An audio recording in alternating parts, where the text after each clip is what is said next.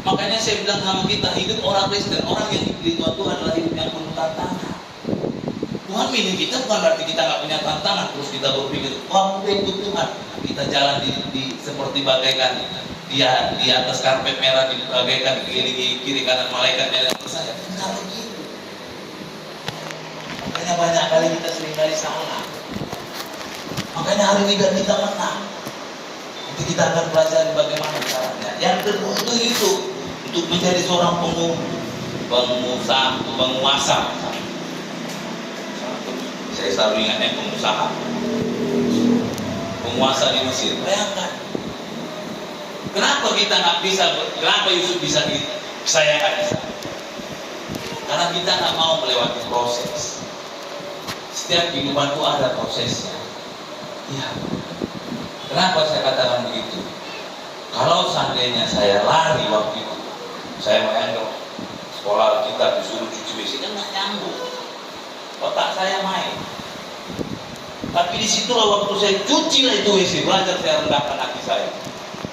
Gak mau, kalau saya lawan hati saya itu selesai hidup saya, gak akan pernah jadi orang. Selamanya saya gak akan pernah jadi orang. Kalau saya lari. Kenapa saya bilang begitu? Udah pernah. Tahun 2010 saya dikirim almarhum bapak saya ngambil angkatan. Saya dikirim pelatih, dikasih pelatih terbaik. Didik dia. Setelah dikasih pelatih terbaik, apa keperluannya? Siapkan. Tapi apa yang terjadi? Apa kau? Main kita. Melawanlah saya dengan pimpinan. Bagaimana bisa jadi? Tolong, apa yang kurang ini jangan jalan-jalan saya lihat. Ditutup aja pintunya.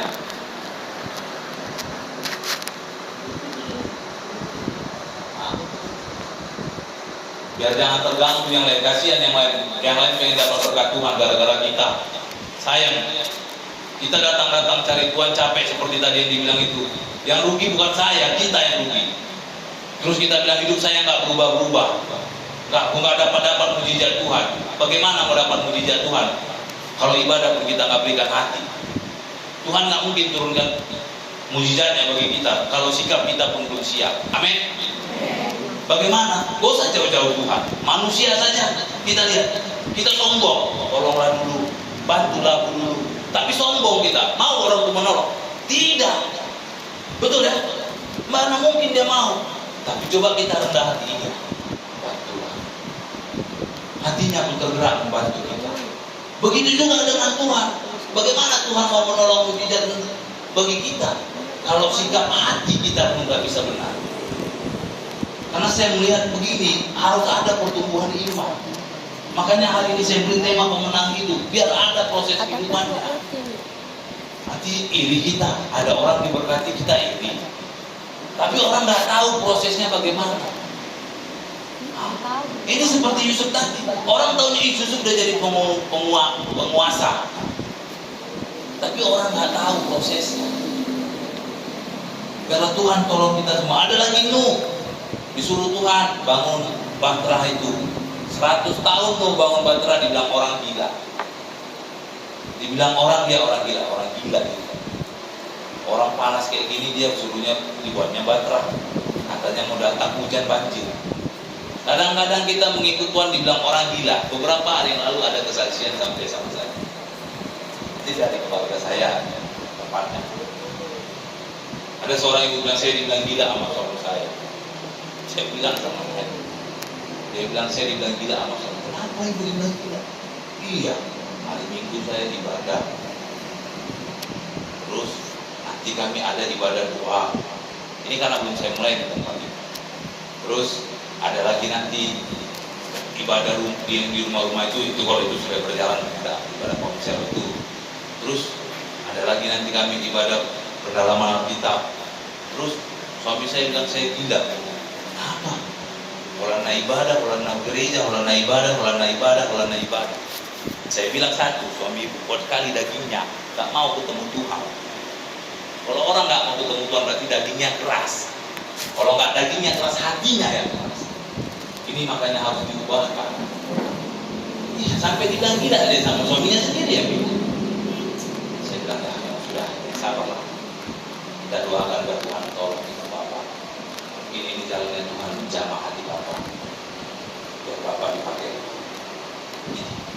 Sama seperti Nuh tadi, dibilang orang gila itu si Nuh itu. Bangun bahtera dia, panas-panas ya. Nggak ada apa-apa. Bangun bahtera. Itu pun lagi dia gila itu, orang ibadah. Cari Tuhan pun dibilang gila gitu. Coba bayangkan Bapak. Yang benar kita lakukan salah. Apalagi yang salah. Betul ya? Biarlah Tuhan tolong kita. Tapi itu nggak apa-apa. Itulah proses. Saya juga dulu begitu.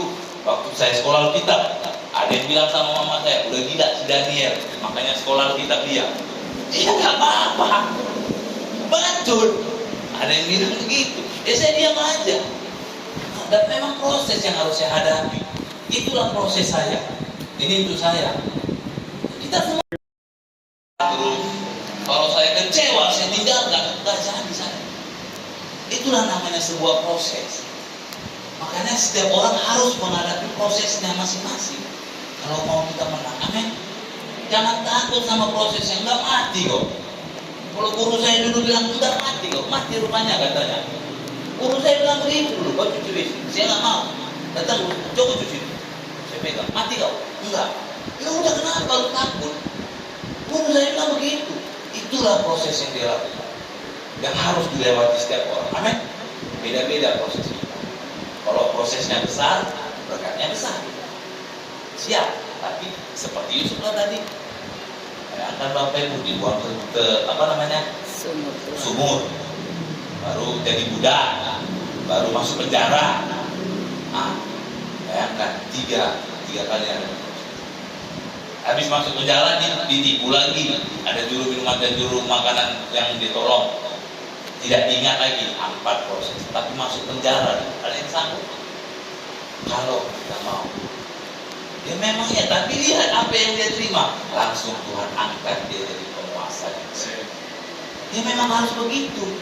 Kalau kita mau diberkati Tuhan, ya kerjanya lebih keras lagi. Jangan pula aku udah berdoa tadi Pak Pendeta. Saya pernah dengar begitu Ustaz, aku udah berdoa Pak Pendeta. Nanti Tuhan berkati. Terus apa yang Bapak lakukan? Tidak ada Pak Pendeta.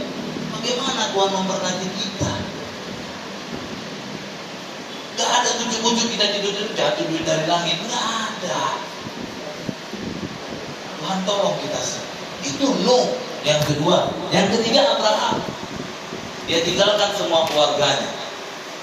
Jadi setiap kita mau orang pindah Tuhan, pasti ada proses, ada harga. Kalau kita mau berkati Tuhan, amin. Tidak apa-apa.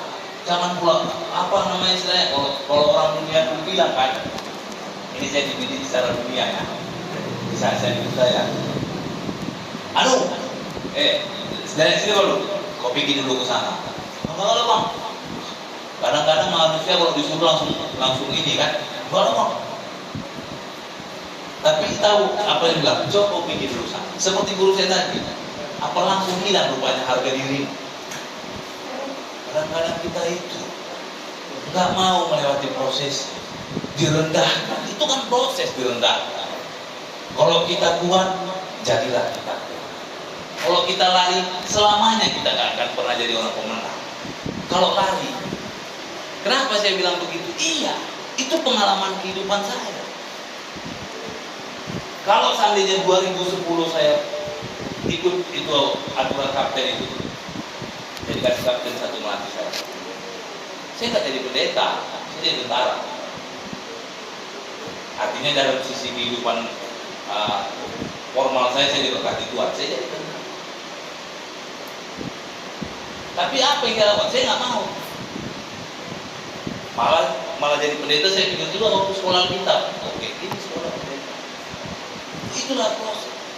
Makanya jangan sikit-sikit kecewa, sikit-sikit marah, sikit-sikit bilang Tuhan tidak baik. Apa dasar kita bilang Tuhan tidak baik? Kita dikasih sehat adalah kemurahan Tuhan. Amin. Iya, Tuhan tolong kita semua.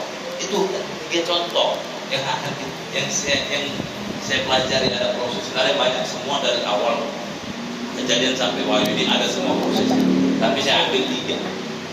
Lalu yang jadi pertanyaannya, bagaimana cara kita agar kita bisa jadi pemenang? Ada banyak orang nggak tahu bagaimana cara menang. Ada banyak orang nggak tahu, kok saya begini-begini saja Pak. Kok saya begini-begini saja Pak? Saya berkali banyak bilang begini, kok begini-begini saja. Kita akan pelajari bagaimana cara kita agar bisa menjadi pemenang. Yang pertama, dalam 1 Korintus 9 ayat 26. 1 Korintus pasal 9 ayat 26. 1 Korintus 9 ayat 26, demikian firman Tuhan. Sebab itu aku tidak berlari tanpa tujuan, dan aku bukan petinju yang sembarangan saja. Yang pertama, bagaimana cara kita bisa menang? 1 Korintus 9 ayat 26. Kita harus tahu dulu tujuan hidup kita. Tuhan ciptakan kita, ada tujuan. Tuhan berikan kita kesempatan, ada tujuan. Ada banyak orang kecewa, udah hancur Pak Pendeta. Buka usaha, bangkrut, terus marah. Lalu saya bilang begini, waktu pernah saya layani begini. Waktu Bapak mau mulai usaha ini, Bapak doa enggak? Tanya Tuhan dulu enggak? Apakah ini memang tujuan Tuhan untuk Bapak? Pernah saya bilang begitu? Enggak. Jadi saya lihat dia diberkati Pak Pendeta, aku ikuti dia. Oh jangan Pak, berkat itu dari Tuhan. Apapun yang kita pegang bisa Tuhan buat berhasil. Tapi kalau memang itu perintah Tuhan. Oh gitu Pak? Iya. Jadi bagaimana caranya Pak Pendeta? Ketika Bapak mau mulai sesuatu, coba kita doa dulu. Tanya dulu Tuhan. Ini enggak passion itu. Jangan pula salah terbalik-balik. Kita lihat dia diberkati. Aku jualan inilah. Berarti kita nggak boleh itu, boleh. Tapi jangan pernah nanti kecewa, karena ada proses yang akan dihadapi. Iya. Baru ada orang bekerja begini, kita mau ikut-ikut. Berkat Tuhan itu beda, masing-masing sudah ada bagiannya masing-masing. Jangan dipaksa. Tapi dia bisa, oh, semuanya udah ada bagiannya. Makanya banyak orang kecewa, apalagi kalau bidang usaha bangkrut. Baru semalam saya bicara dengan orang tua saya. Kami memulai sebuah usaha, ada usaha yang saya doakan. Kami mulai usaha itu dengan doa. Walaupun prosesnya panjang. Belum kontrak itu diberikan, kami udah doa dulu. Banyak orang nggak tahu, tapi saya sendirian. Ya, berdua dengan beliau. Jadi berapa bulan prosesnya panjang, banyak kali masalah yang harus dihadapi. Tapi kami berdoa. Karena kami bilang sama Tuhan, waktu kontrak belum dikasih, kami bilang kalau kontrak ini Tuhan kasih, berarti ini kehendak Tuhan. Kami mau kerjakan. Tapi kalau nggak dikasih, nggak apa-apa. Kami tidak apa-apa. Puji Tuhan dikasih kontrak. Tanda tangani dengan nilai kontrak sekian bulan. Kami yang mengelola. Dalam berapa bulan, masalah banyak. Sampai satu ketika mau kami tinggalkan pekerjaan, mau ditinggalkan itu orang usaha. Saya bilang jangan kamu tinggalkan. Kenapa begitu?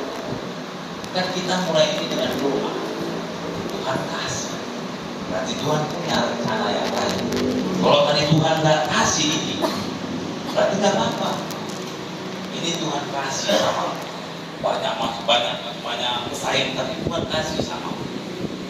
Sampai akhirnya banyak masalah mulai selesai masalah satu persatu. Itulah proses yang kami dibentuk. Lewat masalah itu kami dibentuk. Jadi kalau kita ada masalah itu membentukkan karakter kita.